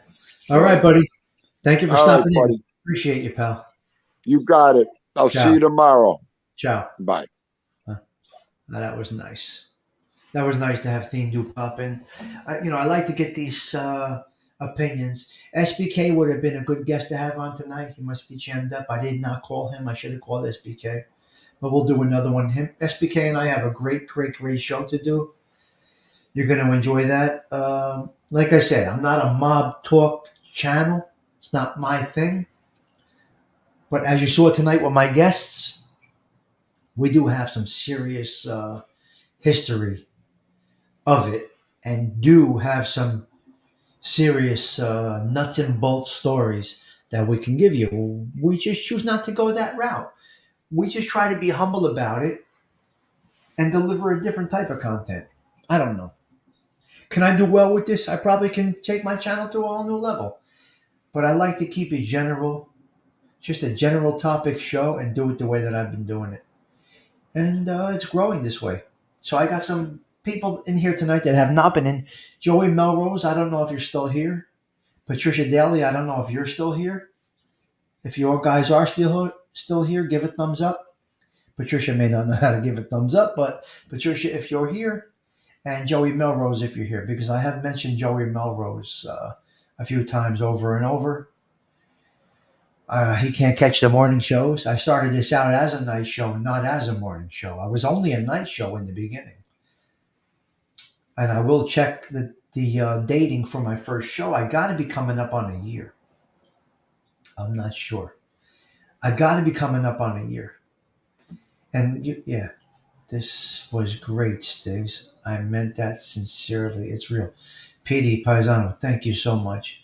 JJ, thank you. I guess you guys were holding down the chat. Did any miscreants come in tonight, Gianni? Or we had a nice chat. Joey Melrose, thank you, sir. I appreciate you. You were in my first night show. You and Patricia, I'll say it once again. You two were my first two commenters. Yep. Definitely in January. Okay. So I'm coming up on a year, guys. The chat was perfect. Beautiful. Yeah. All right, Sino Evil. Thank you for stopping in. Thank you, Gerard, for being a part of this channel of mine. This is your show, guys. I just push live. And I talk. And wherever it goes, it goes. But I was really happy to see Joey M come in tonight. That really made me happy. Listen, having any of you guys here made me happy, but seeing Joey Melrose pop in was great. You guys must have heard me talk about Joey Melrose along the way. I'm sure you have heard me mention him along the way, within the last few weeks especially. But these are good people that are the reason I'm here with you guys. So I don't know what our high number was tonight. I have no idea. And I did not pay attention to it. I just paid attention to us having a nice show, a nice chat. Yes, Maureen. Yes, Mike F.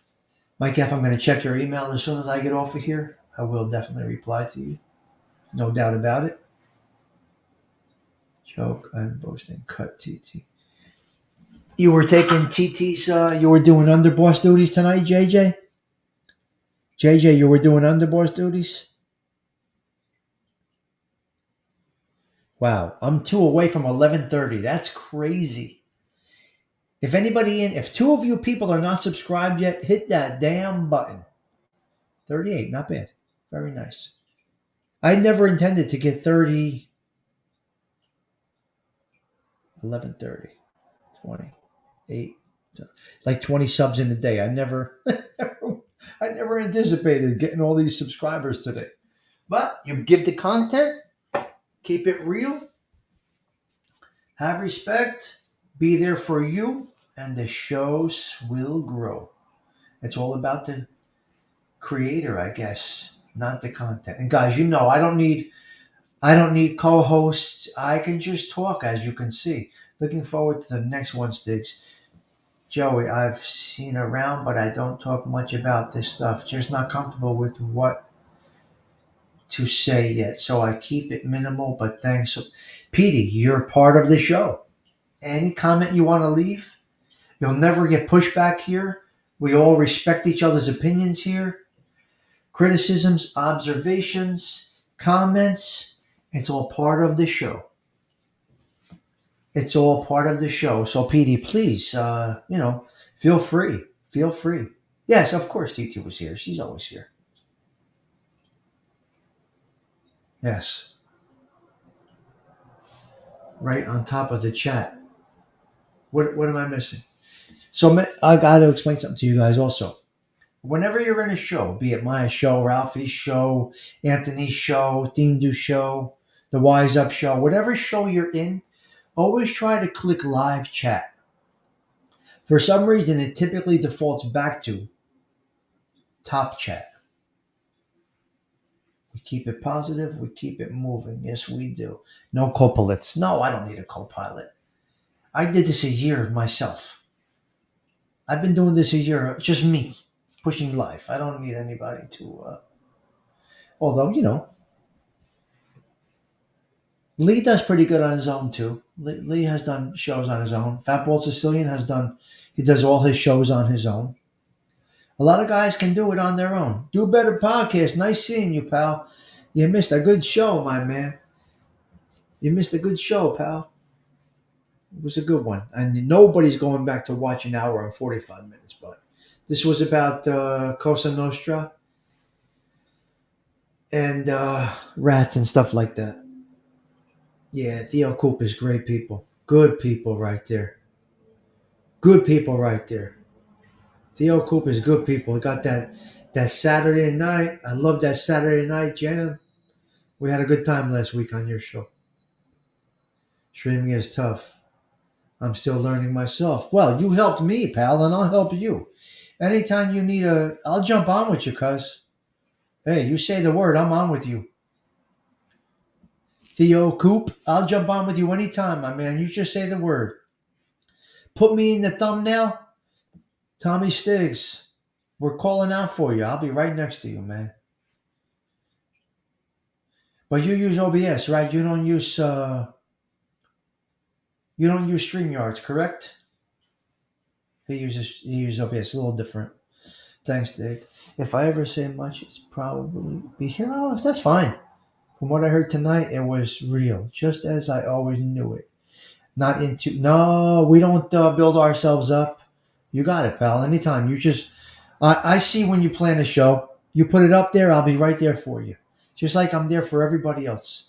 Anybody needs help, they know they got me here. What makes your show different is the professionalism of the guests when talking about the topic. All right.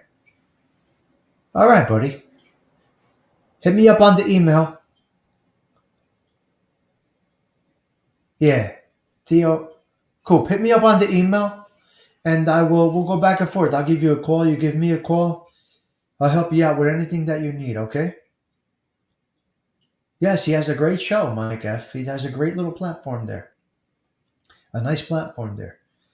But, even if you have a good platform, we help each other out. Somebody with 50,000 subs might learn something from a 1,000 sub guy. You know what I mean? I'm a small guy. I got around 1,000. I'm nothing in this YouTube thing. I'm minuscule in here. So, Theo Coop, don't hesitate to reach out. I'll be more than happy to help you out. I can tell you more in 5 minutes than anything you'll learn on the YouTube instructional videos. I'm serious about that.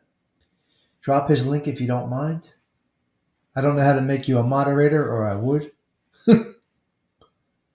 But he has a nice little podcast there. Thank you, Gianni. This is what we do here, pal. This is what we do here. It's like I'm vouching for you right now, Theo. It's like I'm vouching for you right now.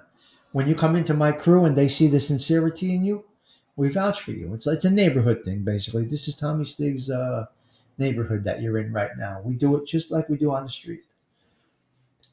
There is no attacking people and name calling. You can discuss anything when you are classy.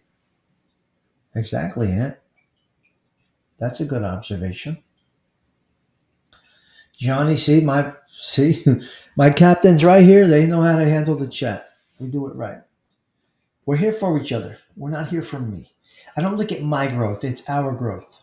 We grew this channel to whatever I'm at right now, 11:30 or whatever I'm at. We did it, not just me. Like I said, I just push live. It's your show. All right. I got to get some rest. Tommy Stiggs, you'll grow. I had 1,500 subs at Thanksgiving channel. Yeah, I see. It's growing crazy. I don't know where they're all coming from. Theo Coop, I guess YouTube is recommending me out because they're coming in at a high rate of speed. I can't keep up with it. And it's good. If Stig says someone's good, you can bet your bottom dollar that someone's good. And the other way also. If I tell you that this douchebag's a miscreant, it's valid. I know who's good and who's not good. I know who has hate in their soul. I know who has jealousy in their soul. I could pick them out. In my 53 years, I got 106 years of experience. You can't fool Stigs. So, but I'll vouch for you also if I feel you're legit, you know. And Theo Coop is a legit. JJ Fedora is a lady. She is one of the queens of the show. She's in the woman aspect of the show. She is the consigliere. TT's the underboss. Gina's a slayer. We got all kinds in here. JJ's the consigliere and the backup underboss. Hello, Payne. Payne, we're banging out, my man. I think I got to go out with one more song. I don't know. Nah, we'll leave it just as is. We had a great show. I appreciate you guys for coming in. It's what we do. Anything for anybody else? Anybody got anything else? You're blushing, JJ? Come on. Tony the Night Owl has not been here. I do hope she's not blocked. Oh, my God. You get rogue wrenches. You got to be careful with that stuff, Theo Coop. Hit me up on the email. Theo, I want to talk. We'll talk a little bit offline. Mike F., I'm going to read your email, like I said, after this. And here we are. Let me put my regular glasses back on because I am wrapping up the show. It's hard for me to read the chat with my regular glasses on. I always like to wear. Theo, you like to wear the sunglasses too, huh? It just feels comfortable. The glare is less. You know what I mean? And I could just put contacts in, but I don't like contacts either. Stay young, people. Stay young. It sucks to get old.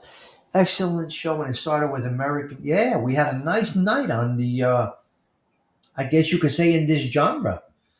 We had it from 6:30 to now. 2.25 hours of good talk. You know? Hold on, guys. Let me check the text line. What a mess today. What a day I had.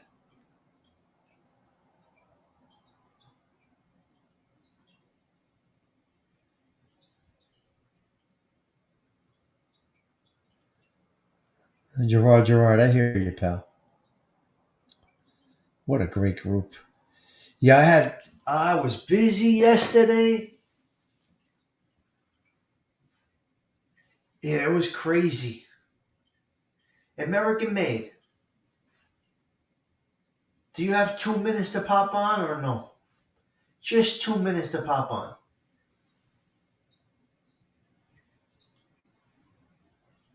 Just you don't have to. It's okay if you don't. No worries. You got the baby there. You're busy. American Made has a newborn in the house, a few weeks old. That's crazy. Oh my god. American Made is great. He's loving it. He's doing great. That was great. I love his content. He does a really good show. He really is good. Keep doing what you're doing, American Made. Find these clips, post them up. John Wolf, where have you been? Is this you, John Wolf? It's supposed to be the formally something John Wolf. Is that you, John Wolf? What's the best video you made of me, John Wolf? That's my man right there. I like John Wolf. His clips of me are crazy. I should play a John Wolf clip right now, John Wolf, should I?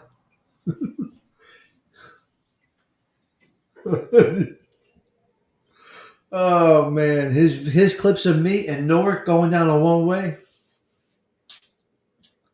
See, you gotta have a sense of humor. We got it. John Wolf has entered the building. The John Wolf has entered the building. Okay, please drop American Made's link. I've been observing the Torah, the one where you showed the cop a secret mummy.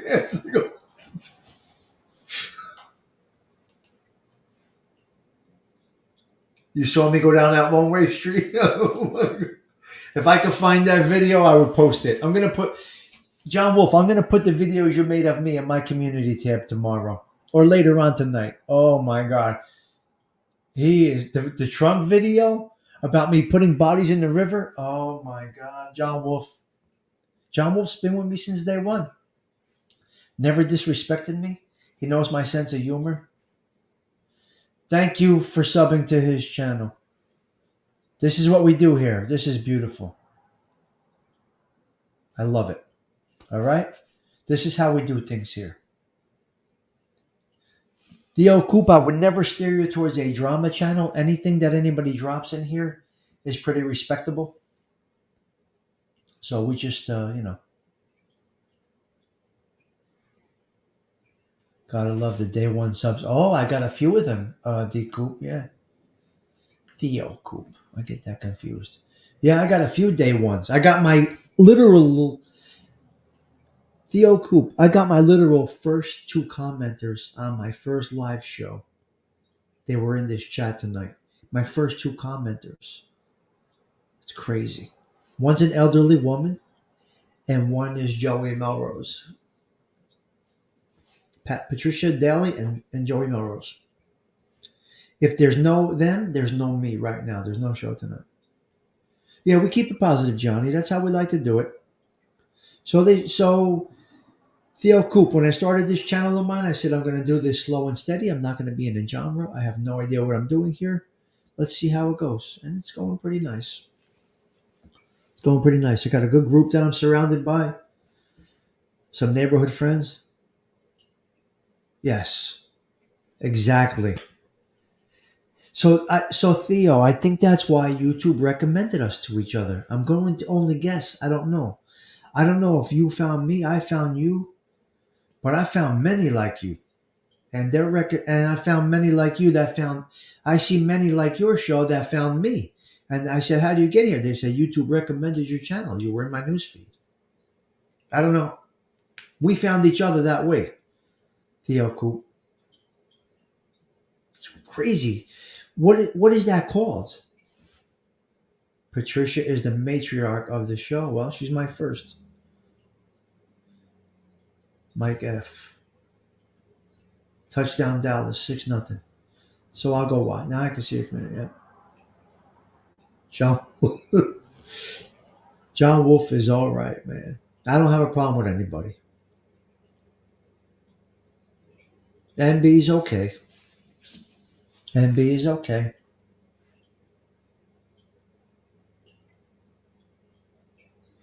Theo Coop, did you notice that more when you got to 1,000? I have a question for you on that. Did you notice things went crazy when you got to 1,000? They just started recommending you coming out of nowhere. Hold on, I got American Made coming on. 1 minute. Did you just notice when it got to 1,000? Maybe American Made can answer this too. Yeah. What's up, my man? What's up, pal? How you doing, man? Yo, you're doing good, pal. I'm loving it. You got your confidence levels up now. You're good? Oh yeah, I'm good now, man. Great. So let me ask you a question. Now you're seeing a whole different perspective of the whole genre that you're posting about. You're learning, you're seeing different things, different variables. Don't give an opinion because you're not an opinioned channel. Right. You're neutral in your content, but you're seeing all different variables now. Yeah, I mean, like I tried to keep my opinion out of it and just put out the content and not give too much of my personal opinion. Good. That's good. That's the way to do it. That's the way to do it. But was it an interesting topic, the informant versus the rat? Yeah, that's an interesting topic, and it kind of divides this particular genre. There's certain people that feel, they don't really, they like a lot of these different shows, whether it be Sammy Gravano or, and then there's a whole other side that just doesn't support it, doesn't watch it, and then there's a lot of people kind of in the middle that watch it, but they don't really support it, and so it was an interesting topic. All right, I had a good guess, son. You see, my dear friend Mo, his uncle got his uncle got clipped, and we talk deer about it. It is the culture that we grew up in. Although I don't do it all the time, I do it once in a while, and they end up being pretty good shows. And what you're getting is really down in the trenches, people that have a deep understanding of it that don't talk about it very much. Your friend that was on there, I haven't seen him before, but he seems like he has a really interesting story. Oh yeah, we're dear friends. His uncle, his father's brother got clipped unexpectedly. He was a Genovese guy. There's no secret about it. He was a made guy, and he got clipped next to our hometown. We grew up in this culture, American Made, so we kind of have a good understanding of it. Anything you hear from somebody that you could tell I know for a long, long time, they're giving you really up front and center facts, real life that we've known it to be. Now, many of them grew up looking at it. Some of us grew up from the inside out of it. So you get all different perspectives on this channel here. It's interesting. Yeah, there's all different kind of perspectives, like you said, from people that witnessed certain things, and then some people that was a part of certain things, and that's kind of why I don't really put too much of my opinion into it, because some people that have channels on here, they've cooperated and they're responsible for some putting people in prison, but that's not something that I respect at all. But then again, a lot of what they say is interesting, so it's kind of difficult to navigate that, because like you said, there's different sides. Some people they don't want to watch anything to do with people like that, and then some people enjoy watching it without ever thinking about this person, like you mentioned earlier in the video about I think you mentioned Gravano, how he delivers his stories with kind of a smug attitude about it, and that's not something that I like at all. I agree with you, but then again, I do like hearing a lot of the inside stuff. Sure, the stories are great. The delivery is not so desirable, right? And even no matter what side of it you're on, you got to see that it's just not being delivered, and it's just being delivered wrong. Yeah, you watch it. You could pick apart two of these guys. The two top guys in that game are Sammy and Mikey right now, right? Right. And you can see the total difference in delivery. You're going to settle in. You're going to settle in with Mikey. You don't have to agree with him. We could call him a douchebag, whatever we want to call him. But you're going to settle in and appreciate the way he's delivering the story to you. Yeah, he was probably one of the first channels that I really started watching was Michael Franzese, and I No, I meant Mikey Scars. I meant oh, Scars. Scars. I thought you were talking about Franzese. He Mikey Franzese. He was probably one of the first that I started watching, and I know a lot of people have different opinions of him, but Mikey Scars, yeah, there's a total different delivery from Sammy Gravano because, you know, like the name of his show, No Excuses. I mean, he's not really boasting about the things that he's done. He doesn't have that attitude, and so it's a lot easier to listen to. Yeah. So you just keep doing what you're doing. Your stuff is great. I'm glad you did the premiere tonight. We just have that connection. It just flowed great. Your mind was thinking the same way my mind was thinking. Worked out great. I called you and I said, no, do yours first because that'll lead right in. It was a beautiful segue. It's perfect. Yeah, it worked out perfect. I mean, It was 10 minutes over here on my channel and then jump right over to yours. And the topics were very similar, you know, with somebody who cooperated and it worked out perfect. And I'm glad we touched base about that. absolutely. We look out for each other. It's what we do. So, again, I just wanted you to come on. I just wanted to get your thoughts of how everything went. Hope everything's going well with you and the baby. Hope you're getting some sleep. I don't know if you're getting any sleep yet, but it's been a little bit rough, but like I mentioned to you, I think through a text message, we're just kind of working it out and kind of getting used to life with a newborn, and everything's been going real good. Yes, that's what we want. So keep doing what you're doing. Have your opinions. I would just recommend, based on what I've seen in the last couple of years over here, keep those opinions somewhere else and just put up content like you did tonight. Now, someone else with a strong opinion may have gotten some pushback on a show that you did tonight, but your delivery is different. It's just delivering a story, and that's what people want to see. That's why you got almost 3,000 in a year. That's why. Yeah, I was happy with the premiere I did. I think I saw at one point, I think there was 20 or 21 at one point. So I thought that was pretty good for a premiere. That was the first one that I've ever done. And I've just been looking into, growing the channel. I'm always looking into growing the channel. And they say that first hour from when you post the video is the interaction that you get in that first hour really depends on how YouTube pushes the video. So I thought, well, if that's the case, I could, maybe a premiere, getting, people chatting and talking, that may help push the video. Premieres are great. It makes people want more. 10 minutes is nice. I think you have it just right. You do more of those, you'll do great. Now, what happens with that 25 that might have been in there? I don't know how many, but say it was 25. Don't think it was only 25 watching for 10 minutes. 100 people might have cycled through. Right. Yeah, I've heard you mention that. Yeah, I've never really thought of that before. That's a good point. Yeah, I'm learning all of this stuff, and I just tell everybody, all the guys that I know, how this works. Don't think you only had 25 in there. You may have had 100 pass through. It's crazy.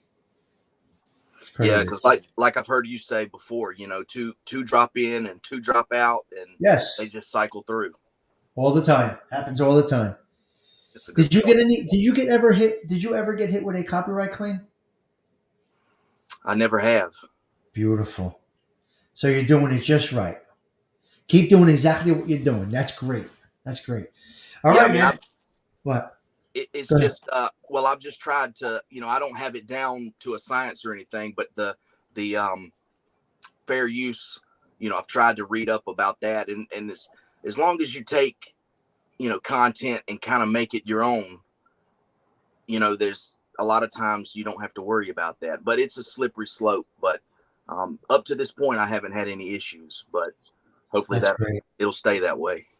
So you got it right, my man. All right, buddy. I'm glad you stopped in. I wanted to get your input, and I wanted to compliment you on everything that you're doing. I'm really happy with the direction you're going. I think doing our first live together gave you a little bit of a nice little jump. Now you got that confidence level there. I think it's great.